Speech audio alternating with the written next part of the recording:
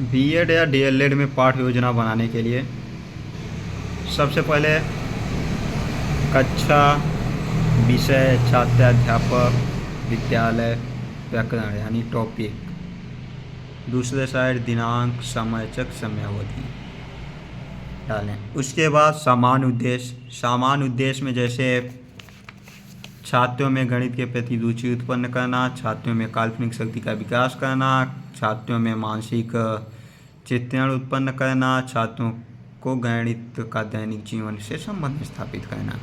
ऐसे अनेकों पॉइंट डाले जा सकते हैं।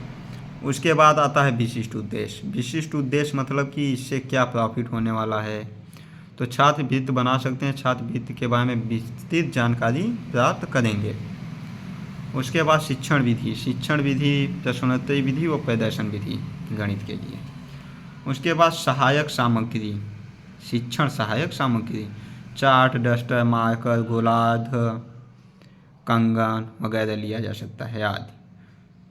पूर्व विज्ञान इसके बाद आता है।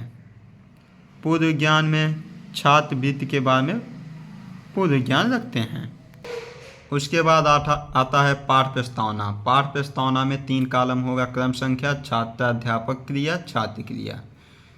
छात्र अध्यापक क्रिया में जैसे क्रिकेट हम किससे खेलते हैं, तो बच्चे बताएंगे, छात्र बताएंगे क्रिकेट हम बैट गेंद से खेलते हैं।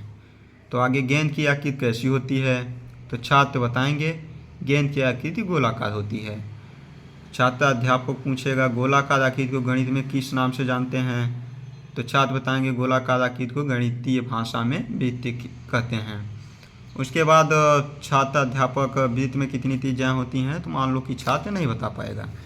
फिर उद्देश्य कथन आता है कि आज हम लोग वृत्त के बारे में विस्तृत अध्ययन करेंगे या विस्तारपूर्वक जानकारी प्राप्त करेंगे। उसके बाद प्रस्तुतिकरण। प्रस्तुतिकरण में 4 पॉइंट होते हैं, शिक्षण बिंदु, छात्र अध्यापक क्रिया, छात्र क्रिया और सामपटकार। शिक्षण बिंदु में जैसे वृत्त का अंत एवं बाह्य। उसके बाद छात्र अध्यापक में विकासात्मक प्रश्न होता है। विकासात्मक प्रश्न में कम से कम 3 प्रश्न होने चाहिए। 2 प्रश्न का छात्र आंसर देगा और तीसरे प्रश्न का आंसर नहीं देगा। इससे ज़्यादा भी प्रश्न आप रख सकते हैं, लेकिन कम से कम 3 प्रश्न होने ही चाहिए। उसके बाद स्पष्टीकरण। स्पष्टीकरण देंगे आप, और श्यामपट्ट वर्क जो भी आप करेंगे उसको इस तरीके से बना के दिखाना होगा।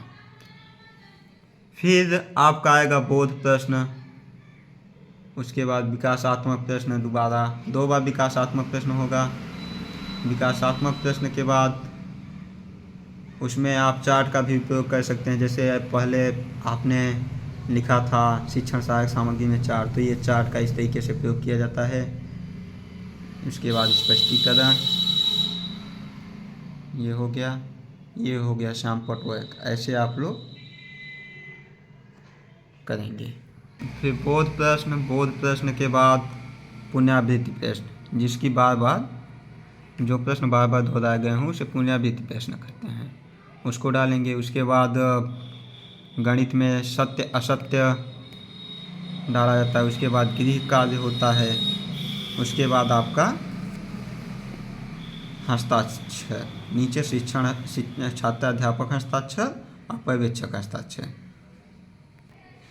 इतने में आप लोगों का कंप्लीट हो जाएगा।